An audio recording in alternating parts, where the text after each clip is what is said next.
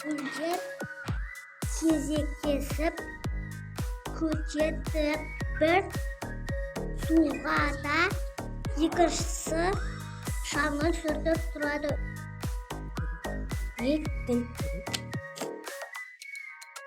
Екінші